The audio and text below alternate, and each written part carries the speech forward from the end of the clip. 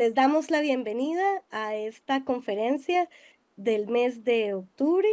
Esta es una conferencia muy especial porque es una conferencia de ingreso a la Academia Nacional de Ciencias. Vamos a dar un espacio al final para los comentarios y las consultas. A continuación, la presidenta de la Academia Nacional de Ciencias, la doctora María Laura Arias, les va a presentar a la conferencista de hoy. Muchas gracias. Muy buenas tardes a todos y todas las presentes. Realmente es un honor estar compartiendo esta conferencia con la doctora Marta Torres Lucilla. La doctora Marta Torres es académica de número, acaba de ingresar a nuestra academia, pero tiene más que todos los méritos necesarios. Ella es catedrática emérita en el Departamento de Ciencias de la Tierra, Mar y Atmósfera de la Universidad Estatal de Oregon, pero es bachiller de Química de la Universidad de Costa Rica, es máster en Oceanografía Química de la Universidad Estatal de Oregon, tiene un PhD en Geología Marina, también en la Universidad Estatal de Oregon, y un postdoctorado en Oceanografía en Texas A&M University. Doña Marta, la doctora Torres Lucilla, es una geoquímica marina especializada en la utilización de análisis químicos de sedimentos marinos y aguas intersticiales y sus aplicaciones al estudio de surgencias frías en márgenes activos, mecanismos de transporte de fluidos a través de estratos geológicos, procesos dinámicos de formación de hidratos de metano, formación de minerales antígenos y en la influencia de comunidades microbiológicas en la alteración de componentes sedimentarios. Vasto número de temas ha analizado y estudiado.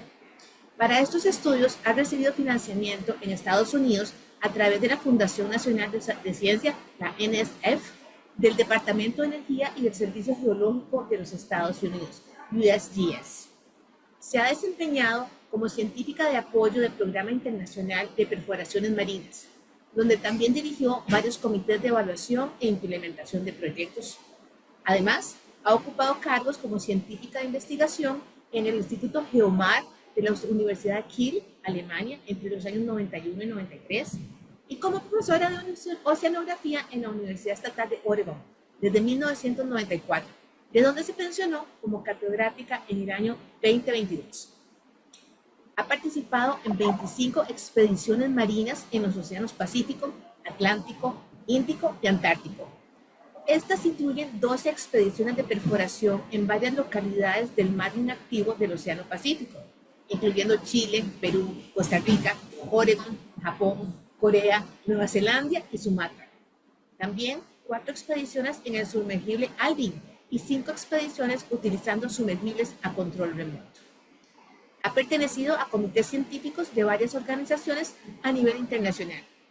Fue designada como instructora distinguida por la Asociación Nacional de Educadores de Ciencias Geológicas en Estados Unidos en el año 2005. Recibió el premio Helios de la British Petroleum en 2007 por su participación en el proyecto de perforación de hidratos de metano en la costa norte de Alaska. También fue reconocida con el Premio de Excelencia en Mentoría en el Departamento de Ciencias de la Tierra, Mar y Atmósfera de la Universidad Estatal de Oregon en el año 2011. Fue reconocida con becas honoríficas por el Hans Wissenschafthof, Instituto de Estudios Avanzados más fácil, en Alemania en 2014 y en 2024. Y recibió reconocimiento de Fellow de la Sociedad Geológica de Estados Unidos en 2013 y de la Sociedad Geoquímica Europea en 2020. Ha sido invitada como ponente a muchas conferencias e instituciones académicas de los Estados Unidos, Europa, Corea e India, y ha sido autora de más de 130 publicaciones en revistas científicas internacionales de altísimo nombre.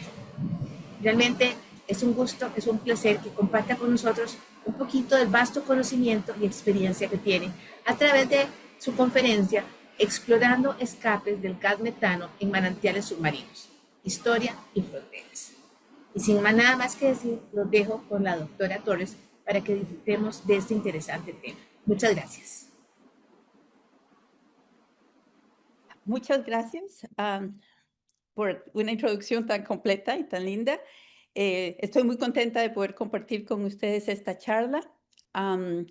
Voy a compartir. Sí, Cuando a mí me solicitaron que diera esta conferencia, y como les dijo la doctora María Laura, bueno, tengo muchos años de trabajar en varios campos y uno de ellos es los estudios de manantiales submarinos. Como es la primera vez que me dirijo a ustedes sobre este tema, entonces pensé darles como un resumen de lo que yo he hecho y por eso le llamo Historia y Fronteras. Y este es más o menos el plan de la charla. En la primera parte voy a dar como una introducción, descubrimiento, de dónde viene el metano y el mapeo, distribución global y métodos de estudio, como para darles un fundamento de los estudios a nivel más general. Segunda parte, algunos ejemplos de los resultados que hemos tenido en varios estudios. Am, la última parte, como, bueno, esto es un poco difícil resumir 40 años de investigaciones en 40 minutos. Entonces, si no me alcanza el tiempo, es el último punto, el papel de genericismos, eso pues no los podemos brincar y tal vez en otra oportunidad. Pero yo consideraría importante explicarles el fundamento de lo que hacemos y por qué lo hacemos. Ok, entonces vamos por la primera parte. Y para comenzar, la introducción, para que todos estemos más o menos sobre el mismo nivel. Yo sé que hay científicos en Costa Rica muy sobresalientes, pero con enfoques en cosas muy diferentes. Entonces, para tener en base todas las bases fundamentales, empecé por lo más básico que son las placas tectónicas. Este es un mapa de las placas y las que ustedes conocen más y que han oído mucho cada vez que hay temblores, la placa del Coco y la placa del Caribe, estas que son las que están frente de Costa Rica. Pero existen en estas tipos de fronteras dos diferentes. Existen los márgenes que se llaman márgenes divergentes, que se hicieron muy famosos cuando fueron descubiertos en las dorsales oceánicas, porque aquí están estas fuentes hidrotermales que todo el mundo conoce, grandes emanaciones de material. Este, por ejemplo, es una foto de lo que se llaman los black smokers o los fumarolas negras, donde el hierro y manganeso a altas temperaturas hay descarga en el mar y cuando este hierro y manganeso, que vienen de una fuente de una profundidad donde no hay oxígeno, donde existe el oxígeno del agua del mar, forman óxidos de hierro y manganeso, que es lo que parece este humo negro, pero no es un humo, sino son partículas de hierro y manganeso. Esto ocurre en todas estas dorsales, donde las capas se están separando, lo que en inglés se llama Forming Ocean Ridge, y el magma surge y crea nueva corteza oceánica. Entonces, estas son las más conocidas, márgenes divergentes. Pero bueno, el mar, el planeta no sigue creciendo, aunque esté haciéndose corteza nueva en el fondo del mar. Lo que ocurre es que en ciertas zonas, que son los márgenes convergentes, esta corteza oceánica es subducida, baja debajo de las placas, en este caso una placa continental. Este es entonces es lo que conocemos como el margen convergente, que son estas que están aquí a todo el lado de la costa del Pacífico, del lado de las Américas, e igual que el lado en Asia. Aquí es donde encontramos estas emanaciones frías de metano.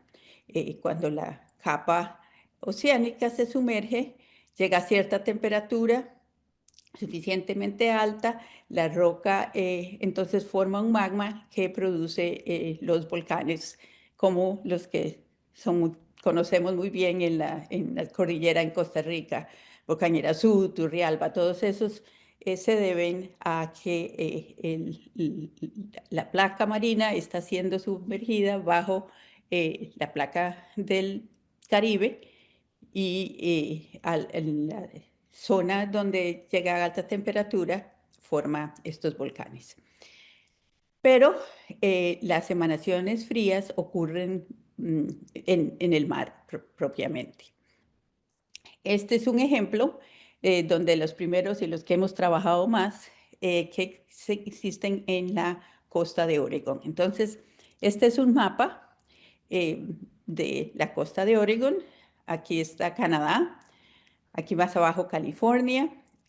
Y si nosotros vemos, existe aquí el abismo de la placa del Pacífico, donde hay un margen divergente, están separando, existe este tipo de condiciones en toda esta zona, creando esta placa pequeñita aquí que se llama la placa de Juan de Fuca, que entonces es subducida bajo la placa de América del Norte. Esto es otra foto, otro diagrama. Si nos fijamos en esta zona nomás aquí, para enfocar un poco más, vemos que a la hora de que la placa está siendo subducida bajo la placa del Norteamérica, entonces forma entre lo que es precisamente ya la tierra, la costa, y el mar, que se llama el prisma de acreción. Lo que ocurre es que todos los sedimentos, sobre todo muchos de los sedimentos que vienen del río Columbia, por ejemplo, y que han sido depositados en el margen, a la hora de que las dos placas convergen, se forman una serie de ridges, de montañitas, por decirlo así, en el fondo del mar. Ok, esta es una foto criada. Esto sí es un mapa hecho por estudios de fría.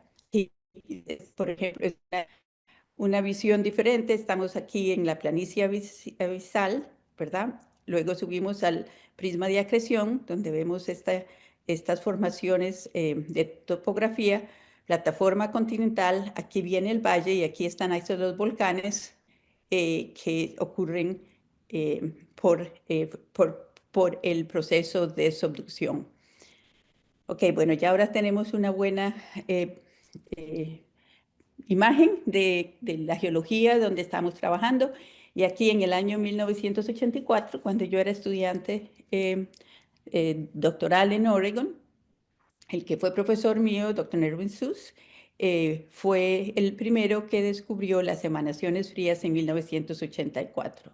En esta zona aquí es lo que conocemos como el margen de Cascadia.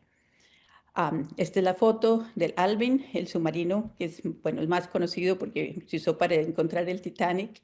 En 1984 hicieron las primeras exploraciones basadas en la hipótesis de que al medir la porosidad de estos sedimentos, encontramos que tenía menos agua de la que se supone que deben de tener. Entonces la hipótesis era que dada la compresión de entre las dos placas, parte de los fluidos que estaban entre los sedimentos, como exprimir una esponja, iban a ser liberados hacia el fondo del mar.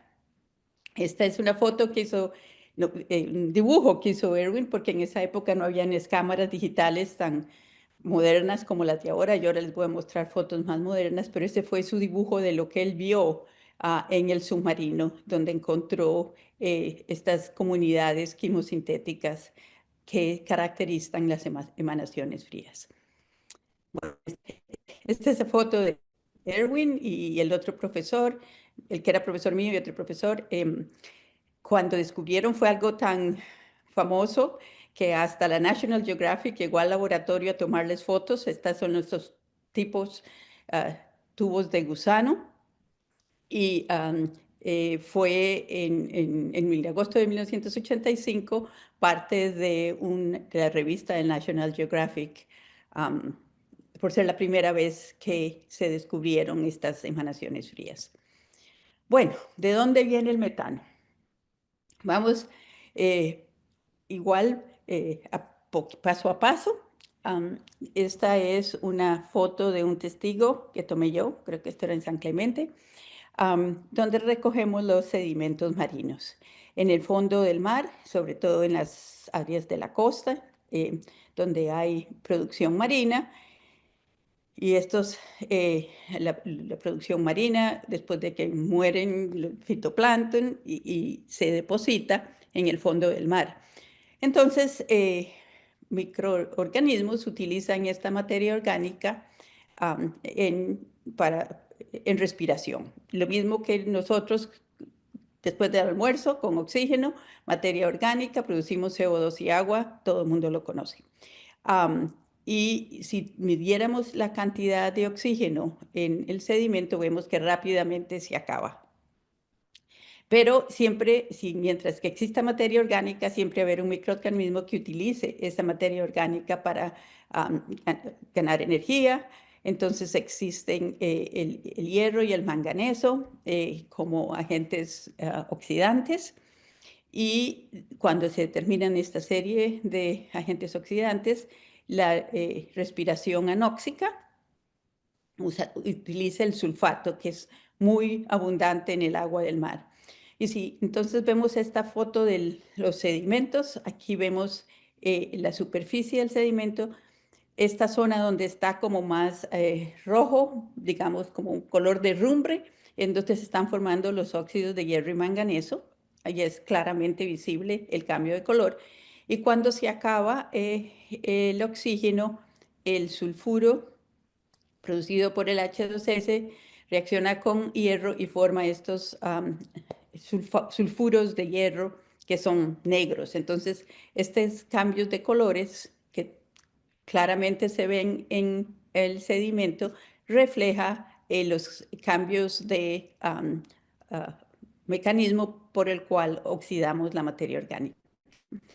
Cuando terminamos, si todavía hay materia orgánica y ya acabamos con el sulfato, entonces producimos metano.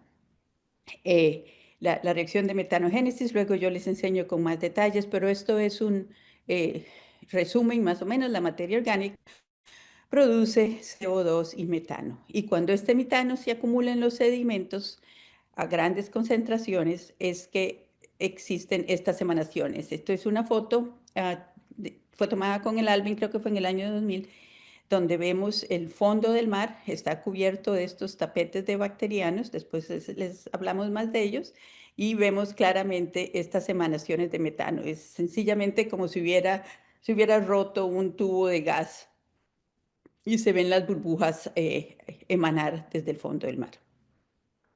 Ok, bueno, ¿qué tan preponderantes son estas emanaciones y cómo exploramos, cómo las encontramos, dónde sabemos dónde están? Bueno, como les explicara, lo que determina el mecanismo de oxidación es la cantidad de materia orgánica. Entonces, donde podemos esperar que exista metano biogénico de producido por los microbios es en las zonas donde hay alta productividad marina, donde hay suficiente materia orgánica que se forma en la superficie del mar por fotosíntesis y entonces se acumula en el sedimento marino.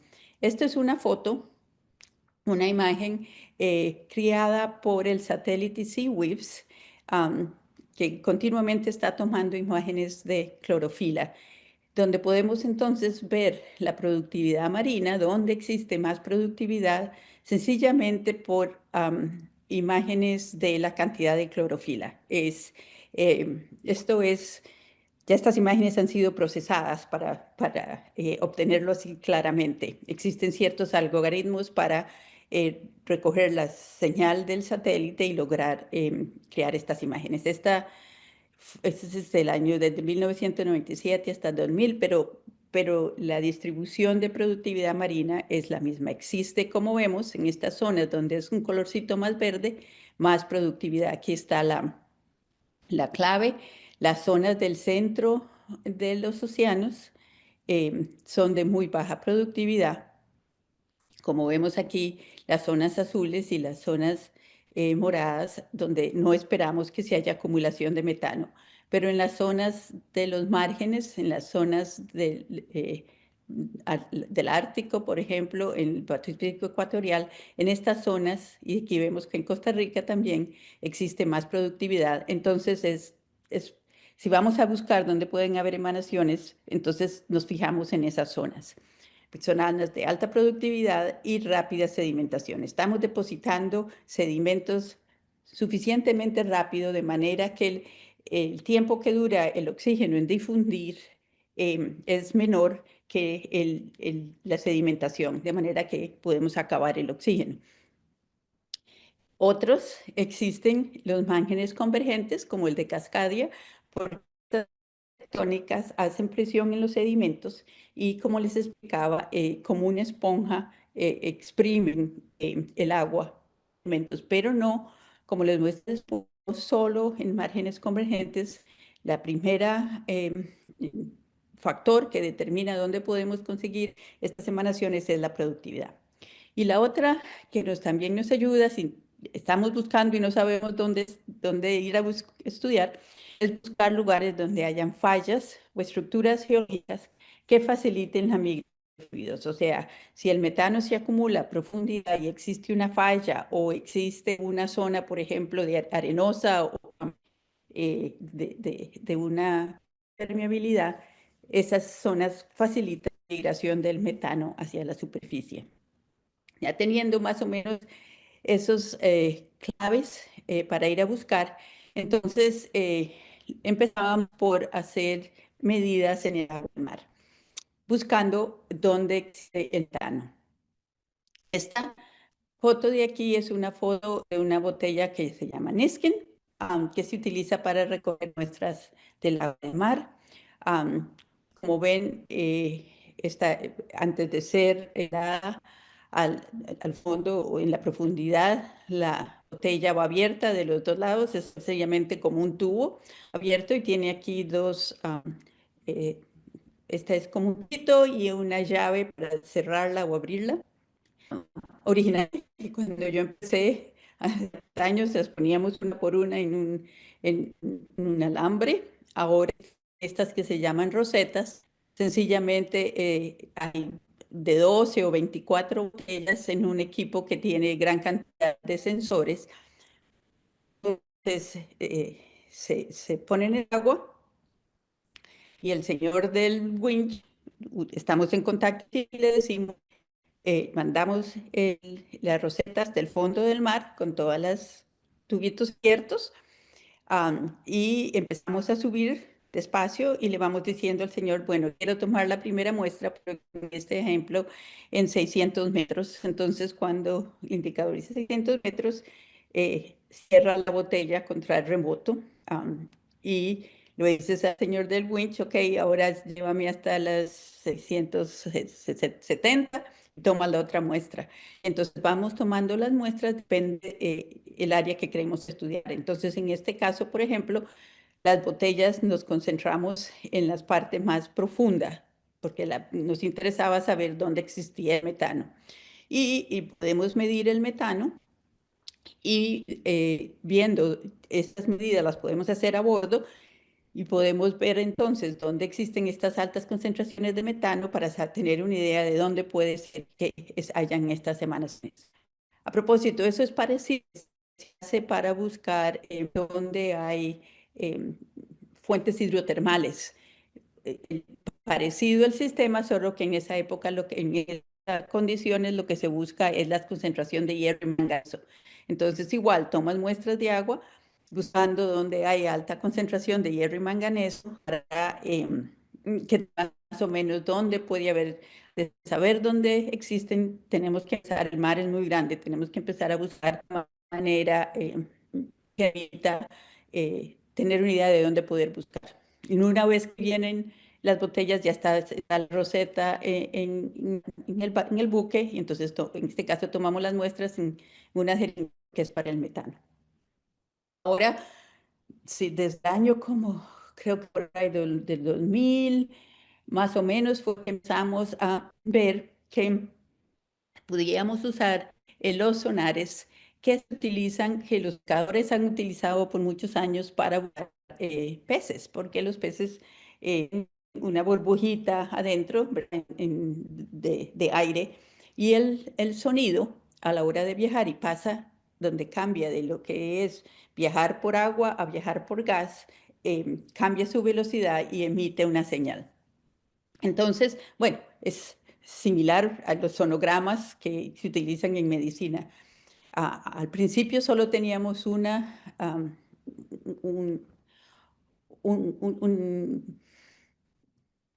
ahora solo una señal, ahora existe como un abanico de señales, de manera que nos permite ver que existen emanaciones, aunque no estemos directamente sobre ellas, sino que podemos cubrir una zona más amplia. Por lo general, de noche hacemos estos estudios. El buque sube y baja, como cortando el zacate más o menos, mapeando para ver dónde existen estas emanaciones y logramos entonces recoger imágenes o generar imágenes de este tipo, que entonces nos permiten mejor y con más exactitud y más rápido que los estudios por estudio del agua. Pero siempre usamos las dos técnicas para ver si existen o si no existen estas emanaciones. Ok, bueno, una vez que ya tenemos ese conocimiento y esta técnica de hidroacústica ha sido más desarrollada, muchos estudios se han hecho para ver dónde existen las emanaciones. Esta de nuevo es la costa de California, Oregon y aquí Canadá, la costa del Pacífico. Y aquí, enfrente de Oregon, fue donde descubrimos bueno, mi profesor, las emanaciones frías en 1984. Y desde esa época han habido muchos de estos estudios de hidroacústica y ahora vemos todas estas puntitos azules y rojos, es de donde se han obtenido imágenes hidroacústicas que indican que hay emanaciones. Un poco de estas, aquí es difícil ver, pero hay un poco de estas donde han sido estudiadas más con sumergibles. Pero eh, da una idea muy clara de la cantidad de estas emanaciones que existen.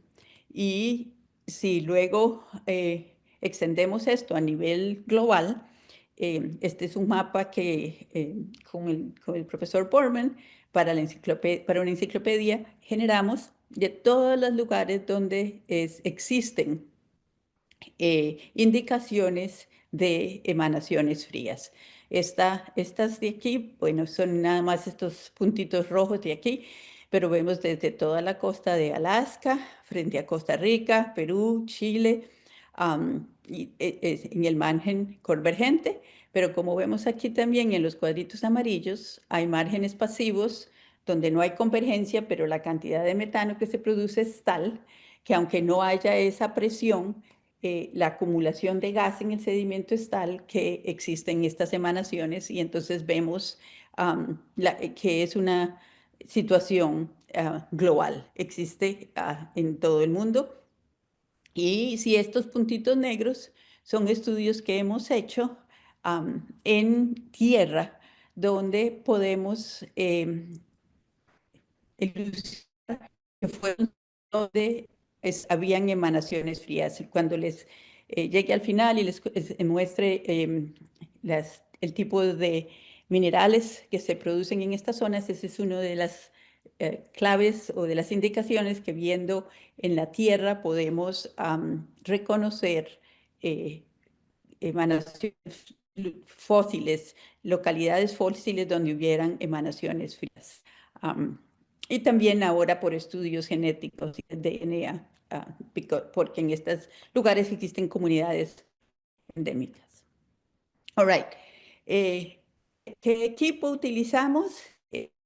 Bueno, existen, ya les mostré, los muestré agua y el muestreo hidroacústica. Una vez que ya es una idea mejor de dónde están estas emanaciones, por lo general utilizamos sumergibles. El pasado eran el Alvin, ¿verdad? Sumergible donde van dos científicos y un piloto que es el que... Pero eso tiene la limitación, es muy lindo, pero tiene la limitación que solo puede estar mientras tenga batería, porque no está conectado al buque, entonces tienes 8 horas o menos para poder trabajar en el fondo. Somos solo dos los que vamos, entonces la limitación de conocimientos pues nada más la de dos.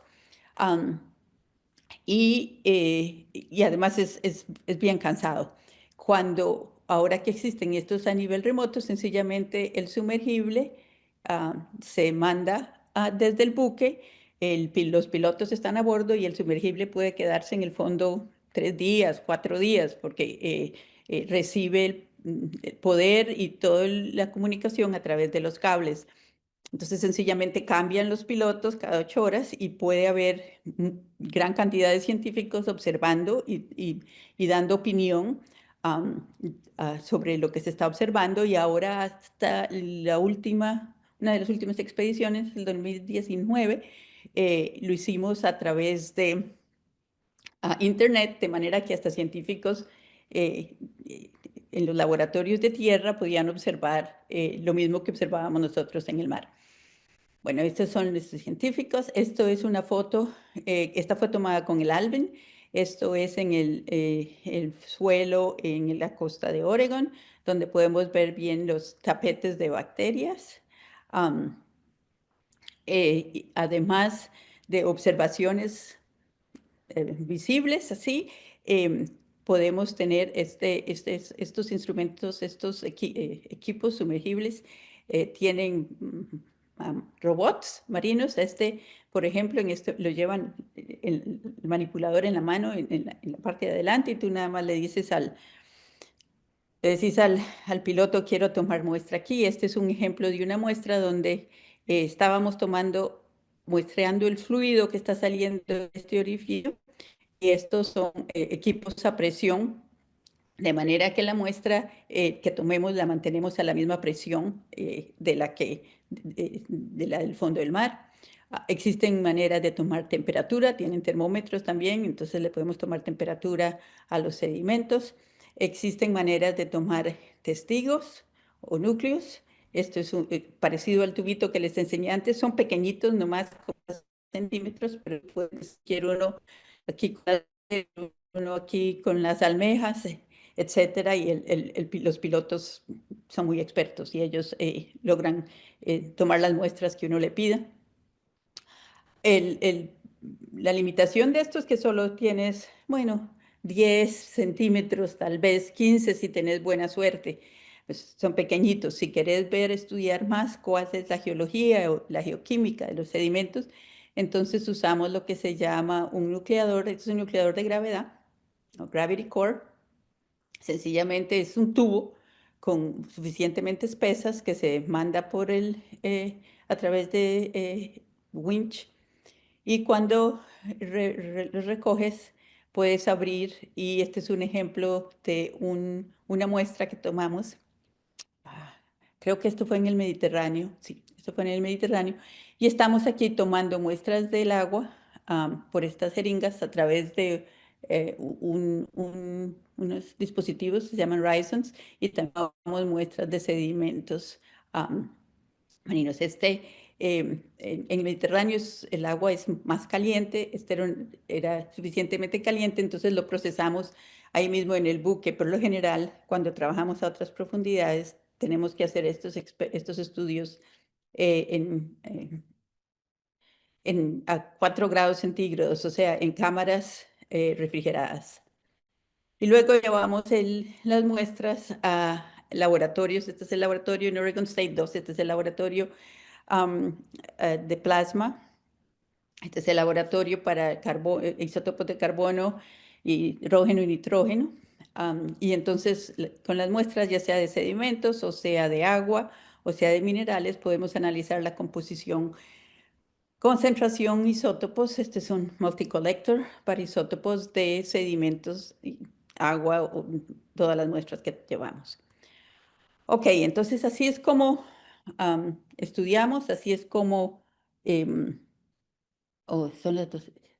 el tema. Vamos a ver si me da tiempo lo que me falta. Pero bueno, vamos por la parte 2. Importancia y algunos ejemplos. El por qué el metano, por qué nos interesa el metano. Bueno, más que nada porque es parte del carbono, ¿verdad? Como les explicara, el metano es producido por materia orgánica, pero también se oxida en reacción con el oxígeno y produce CO2 y agua. Está muy involucrado en el ciclo de metano. Importante gas de invernadero, una capacidad radiativa veces más la del CO2. Entonces, si este metano escapa a la atmósfera, tendría más efecto que el CO2 en cuestión climática. Sustenta comunidades quimosintetizadoras y forma hidratos de metano. Estos son muy interesantes. No tengo tiempo de hablar sobre ellos, pero lo que ocurre es que cuando a cierta temperatura y alta presión, metano forma este sólido porque queda atrapado dentro de moléculas, un cristal de moléculas de agua, exactamente como el hielo, pero una estructura diferente que permite que gases de baja peso molecular atrapados en el medio. Entonces, si tú lo ves, se ve así blanco como un hielo, pero si le ponen un fósforo, eh, logras que haya fuego porque estás quemando metano, que es, ¿verdad? Lo mismo que es un gas como un hidrocarburo. Pero si esto no es estable, la temperatura y presión ambiental, esta agua que tiene las manos del compañero es el agua esta que las moléculas de agua que formaban esa cristalina, básicamente se derriten y el metano sale hacia la atmósfera. O sea, la única manera de preservarlo es en el nitrógeno líquido. Ok, ¿cómo podemos medir cuánta hay y cuál es la episodicidad de las descargas? Esto es desde 1985, cuando primero descubrimos estas emanaciones en la costa de Oregon. Y esta fue idea también de mi profesor. Sencillamente estas mismas botellas que les mostré que se han usado para muestrear el agua de mar a través de muchos años, las puso dentro de un barril de manera de que, porque las emanaciones no son tan fuertes como las emanaciones en las dorsales hidrotermales. Entonces, de esta manera él atrapábamos las muestras y estas botellas estaban programadas para cerrarse a cierto tiempo. Entonces, estos, por ejemplo, resultados, estas son esto fue con el Alvin, dos estaciones diferentes, y vemos que cerramos las botellas 10, 20, qué sé yo, 70 minutos, ¿ok? Podemos medir la concentración de metano que se acumula dentro de este barril, le llamábamos, con el tiempo y podemos entonces estimar el flujo, qué tanto metano está saliendo. Igualmente, podemos medir la cantidad de H2S, que es producido por la oxidación anaeróbica del metano. Ya les muestro después. Esto es aquí en Cascadia. Les estoy dando ejemplos de diferentes lugares, entonces en cada lugar les enseño el mapa más o menos. Bueno, eso fue en 1985 cuando lo hacíamos uno por uno. Durábamos 8 horas en cada una de conseguir cada una de estas muestras por este barril. Entonces la cantidad de datos que obteníamos era muy poco si no tenemos conocimiento de cuál es la episodicidad y la variabilidad de estas emanaciones. Lo más moderno que existe ahora también aquí en Cascadia, en lo que se llama Hybrid Ridge, el monte del hidrato. Existe ahora un cable submarino que permite conectar equipo que permanece en el fondo del mar. Y esto fue en colaboración con colegas en Alemania. En 2018, ellos pusieron un radar, este es Jan Marcon, un radar aquí en el fondo del mar, ahí lo pueden ver, y este radar obtenía imágenes de estas emanaciones um, por un mes, de manera que entonces pueden tener una idea más general de cuál es la variabilidad y de la localización de las emanaciones. Ok, otras fotos de estudios. Esto es en la costa de Oregon, aquí en Newport, nada más para mostrarle la cantidad de equipo que necesitas para, ahí está el buque, y estos son, aquí venía el operación remoto, son varios ¿cómo se llama? Contenedores que necesitamos para lograr, lleva a tener su propio winch para lograr utilizarlo en las expediciones. Y bueno, esta es una compañera aquí para mostrarles que tomamos las muestras en una cámara refrigerada. Entonces, aunque afuera hace mucho calor, adentro tenemos que trabajar a 4 grados y equipo que utilizamos a bordo, todo bien amarrado para tomar las medidas más importantes a la exploración. Otro lugar que estudiamos, esto es en la costa, en el mar Mediterráneo, frente a Italia. Aquí existen eh, que se llaman los volcanes de lodo, que las emanaciones no solo producen agua, sino que también producen lodo. Se acumula tanto, la presión es tanta, que lo que sale es como una emanación de barro. Esta es el volcán de Venere, tiene 2 cimas y solo una está activa. Como ustedes ven aquí en este mapa, se ve claramente las emanaciones. Ahí está la compañera Romer, hizo un estudio toda la noche midiendo las diferentes emanaciones. Esta es la cima activa. Y también tomamos muestras de agua, como les mostrara antes, y podemos mirar en las diferentes em, puntos de emanación, les llaman flare, cuál es la concentración del metano, de manera que nos dé una más cuantitativa. Aquí tenemos más o menos dónde están, cuáles más y cuáles menos, pero la única manera de cuantificarlo es midiendo el metano. También ellas utilizaron este equipo donde se tomaban el gas metano dentro de estos, que es como un embudo, también manejado por a control remoto, y tiene aquí una palanca de manera que abras o cierres la colección y puedas medir cierto tiempo cuánto metano fue acumulado. Y este es digamos, el resumen de los diferentes lugares donde tomamos las muestras a través de casi un mes o más, un mes y medio, donde hicimos estudios revisando y revisando y revisando para ver, bueno, por ciertas épocas no hay emanaciones, ahora hay una emanación tamaño medio, una emanación fuerte, etcétera. Este todavía no lo hemos terminado. Miriam y yo todavía estamos trabajando en esta publicación, pero es una de las únicas que existe donde se ha hecho un estudio tan completo, donde existen todas las diferentes técnicas para medir cantidad y tipo de episodios. Bueno, esto es ahí mismo, estas fueron tomadas en el mar de Venere. Este es el volcán Etna y este fue un operador, un ROV, vehículo de operación remoto. Este es el de Alemania. Esto es en Catania, en Italia.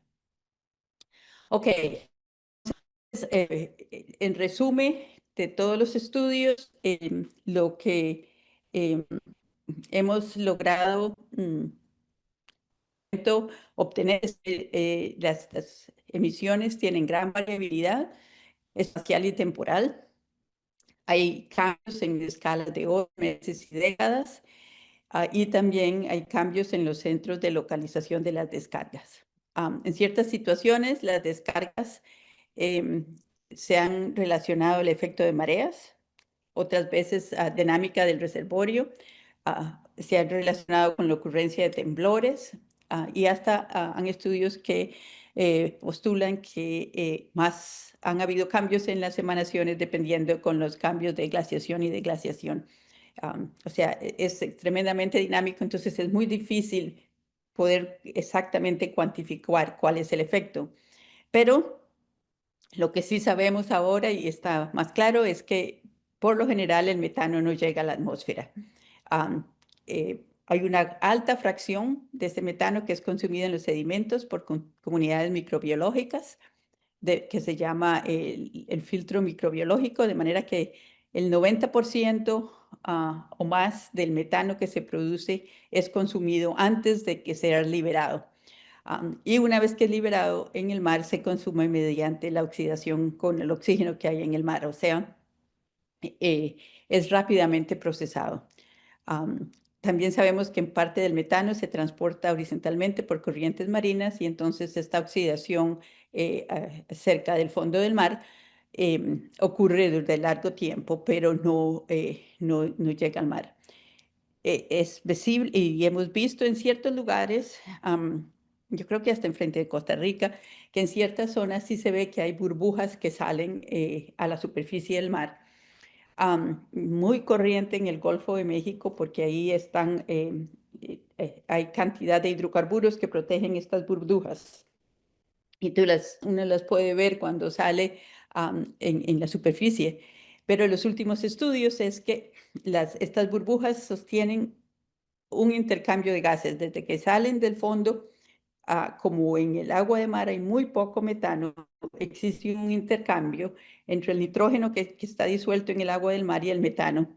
Y este ocurre en los primeros 20 o 60 metros desde que salen. De manera que cuando las burbujas llegan a la superficie, aunque veas las burbujas, casi no tienen metano, la mayoría de lo que tienen es nitrógeno. Am, lo que me preocupa es que son las 3:45. Diana, si quieres, termino aquí No, no hay o... problema. Puedes terminar la presentación, no se preocupe. Ok, bueno, ok, sigamos entonces. Yo puedo terminar en cualquiera de estas etapas. Sí, es que me cuesta mucho cuando hablo en español porque tengo que pensar las palabras. Am, bueno, el efecto en las comunidades de biología. Fueron en estas zonas donde descubrimos la oxidación anaeróbica del metano. El metano, cuando se encuentra con concentraciones de sulfato, puede ser oxidado produciendo bicarbonato y HS o H2S. Esta reacción anaeróbica del metano fue primeramente postulada por uno de los estudiantes de Erwin Süss, un estudiante más que yo, Michael Whittaker, um, y les costó mucho publicarlos porque las comunidades de microbiólogos, ellos eran bioquímicos, decían no puede ser porque nunca hemos podido cultivar, no existen organismos que puedan oxidar el metano anaeróbicamente. Y no existía la prueba de quiénes eran el organismo que podían hacer este proceso. Pero en el año 2000, Antje Botius, la microbióloga ella alemana, en esta zona de cascada donde hay tremenda cantidad, aquí vemos estos tapetes bacterianos son de Bellatoa, que viven por este H2S, consumiendo H2S, logró aislar esta comunidad de organismos que son una bacteria y una arquea que trabajan en un consorcio haciendo esta reacción anaeróbica del metano. Ahora es claramente entendido y no hay discusión, es muy común y muchos estudios han existido desde el año 2000 estudiando estas comunidades que oxidan el metano anaeróbicamente.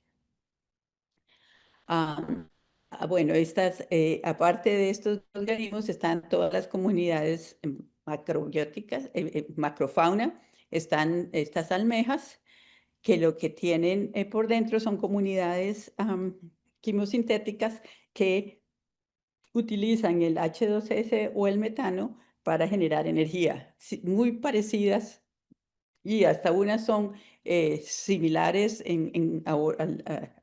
a las comunidades que se encuentran en las dorsales atlánticas donde hay emanaciones hidrotermales. Estas, por lo general se mira así, donde existe, donde sale la emanación propiamente, existen muy poco comunidades biológicas, luego están aquí los tapetes bacterianos y luego existen, se ven estas almejas y en ciertas zonas estos tapetes, estos gusanos eh, de tubo, creo que se llaman, tube worms. Un estudiante, bueno, yo era postdoctoral mía, entonces estudió, esta es la zona donde yo les había mostrado que se habían hecho todos estos estudios a la costa, desde Canadá hasta California, y ellos hicieron con el submarino Nautilus estudios en 3 lugares. Y ella lo que quería estudiar era cuál era la distribución de los organismos desde zonas muy someras, poca profundidad, hasta las pocas más profundas. Existen, entonces aquí en un diagrama simple, los hidratos de metano, aquellos que yo les mostré que se forman a alta presión y baja temperatura, existen aquí nada más debajo de aproximadamente 400, 300 metros de profundidad. Entonces, esta es la zona donde los hidratos están estables. En esta zona es un poco impermeable, parece hielo, y entonces el gas metano que se acumula debajo puede migrar y sale a esta zona donde termina la estabilidad del metano. Y existen ahí emanaciones frías. Pero también existen en otras zonas donde hay fallas o fracturas que transporte de los metanos.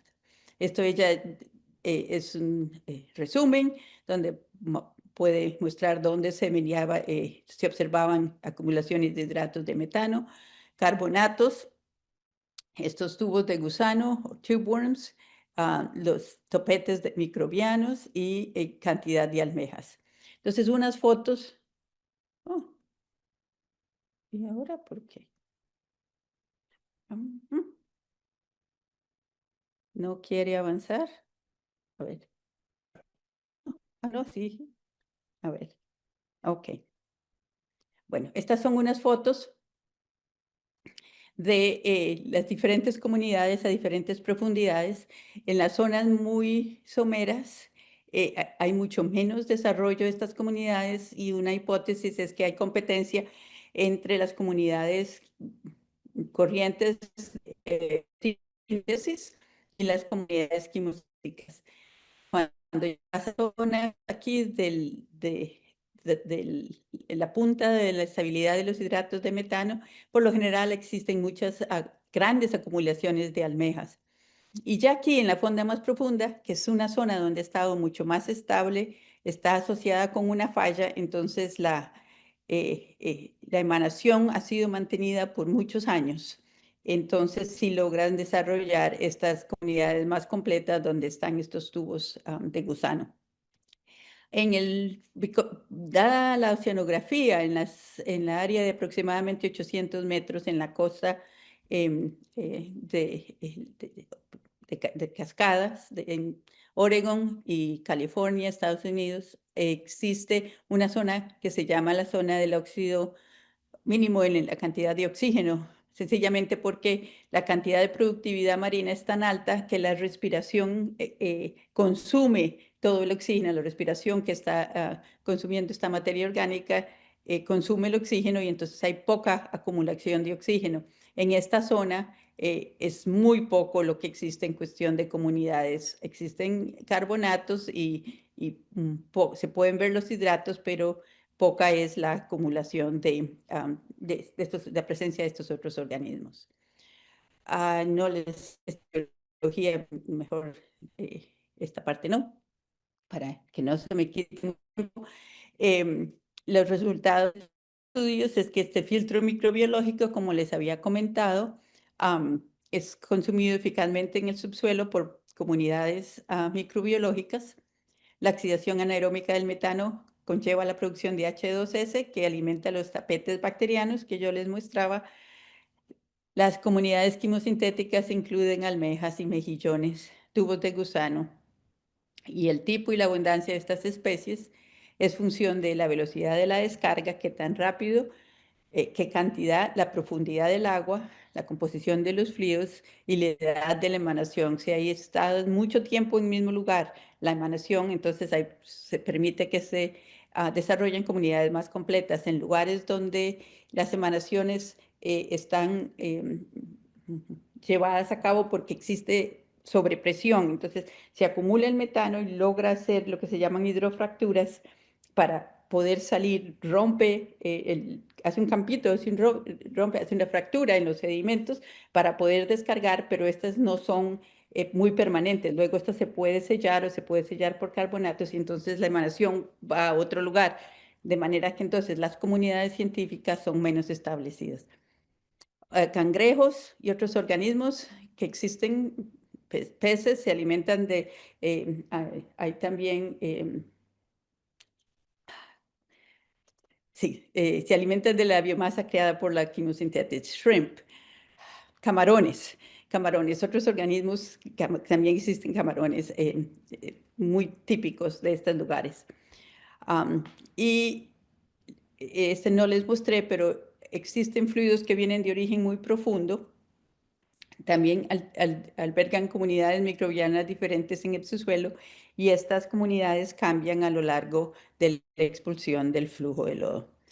Yo creo que sí la voy a dejar aquí y no, lo que les puedo mostrar es que en febrero del próximo año, ahora que el año entrante, hay otra expedición a la falla de San Clemente. Esta falla yo la estudié, como les digo a ellos, el siglo pasado, en el año 1999. Y esta es una falla muy interesante porque en vez de carbonatos, lo que se producen son estos precipitados de barita, que es el sulfato de bario. Existen a lo largo de la falla, pero yo solo estudié un pedacito muy pequeñito aquí en la falla. Y ahora en febrero del 2026, en el buque Sonne, en los alemanes, vamos a ir otra vez a explorar completamente toda la falla para ver eh, cómo cambia, qué existe y cuál es la extensión de estos depósitos, si existen otras fallas paralelas. Esta falla es parte de la falla de San Andrés, que tiene ciertas fallas paralelas. Entonces, después de que yo vuelva en febrero del 2026, entonces les puedo dar una charla sobre esto con más paciencia, porque es que ya veo que el tiempo se me acaba. Pero bueno, nada más los dejo en esto y muchas gracias y cualquier pregunta.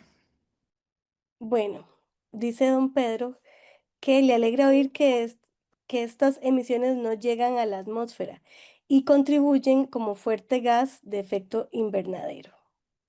Sí, esa fue una de los impulsos que nos hizo hacer estos estudios. Y también parte de la financiación por el Departamento de Energía, estudiando qué tanto llegaba hacia la atmósfera. Pero yo creo que estamos un poco más tranquilos en saber que si la mayoría, que los microbios son muy eficientes en consumir el metano. Hay otro comentario, dice, muy buena la presentación, por favor avísenos cuando venga al país. Hemos tenido oportunidad de visitar sitios de metano frente al Pacífico Central. Sí, existen muchos y han habido muchas exploraciones en esa zona. Yo no participé en estos. La mayoría ocurrieron cuando el hijo mío estaba muy pequeño, entonces no podía participar, pero yo conozco, existen muchos desde las zonas más someras hasta las zonas más profundas y existen también estos volcanes de lodo donde hay emanaciones y gran em, producción de minerales autígenos. Pero sí, muy interesante. Si yo voy a Costa Rica, yo les aviso y podemos conversar. Las que sí son muy someras, en muy baja profundidad, ese metano, claro que llega a la atmósfera. Am, pero una vez que ya pasas a 100 metros, ya esas probablemente no. Vamos a darle la palabra a el doctor Pedro León. Don Pedro, ya puede hablar. Muchas gracias, doctora. ¿Me oye? Perfectamente, don Pedro. Muchas gracias por la presentación. La secuela a la pregunta es que todo indica que hay un calentamiento de la corteza terrestre y que el permafrost se está derritiendo y que contiene gran cantidad de metano. Ese sí me preocupa más. Yo no sé si me estoy preocupando en vano. No nos está preocupando en vano. Ahí sí tienes razón. Existe, ese es, y ahora se está estudiando mucho más porque, claro, como vamos derritiendo, originalmente existía la preocupación de que los hidratos de metano fueran a ser derretidos porque se estaba calentando el agua de mar, porque como les explicara, eso es muy sensible a cambios de temperatura y presión. Y estudiamos por mucho tiempo esa zona donde un cambio pequeño de temperatura lograba que crecieran esas emanaciones. Pero por suerte esas ocurren a grandes profundidades y no llegan a la atmósfera. Pero sí, cuestión de emanación en el permafrost es mucho más preocupante porque esas, sobre todo las que están en tierra, no hay chance de que los organismos oxiden ese metano. Así que esas son muy problemáticas y las otras que son problemáticas, que también han sido estudiadas, esas no son naturales, sino cuando han habido perforaciones para obtener petróleo, obtener gas, que las abandonan y dejan el tubo abierto, digamos. Y hay muchas en los Estados Unidos, en la zona de Pensilvania, por ahí, donde han sido abandonadas las perforaciones y siguen, no es mucho, pero siguen emanando. Y el metano, pues sí, conlleva gran problema en cuestión de efectos de calentamiento atmosférico. Sí, sí tienes razón de preocuparse. Perdone el abuso, pero cambiando el tema, los que hemos dado clases muchos años sobre el origen del sistema genético de la vida, eh, Ajá. hay un gran crecimiento en la noción de que es posible que la vida haya surgido en fosas profundas en la Tierra por arqueas, ¿verdad? Que no son bacterias, son muy diferentes. Ujú, ujú. Y que posiblemente, y lo que ha surgido mucho más emocionante en esos avances, ahora secuenciando los genomas de estas arqueas, es que entre más profundo se obtienen del fondo marino, de las grandes, ¿verdad? De estas grandes trenches en el mar, más antiguas son y más han mantenido información de cómo se formaron los mismos eucariones, ¿verdad?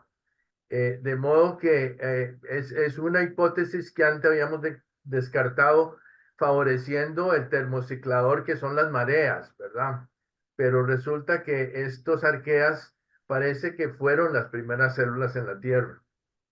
Sí, todos esos estudios siguen y son controversiales porque diferentes comunidades, ¿verdad? Proponen diferentes mecanismos.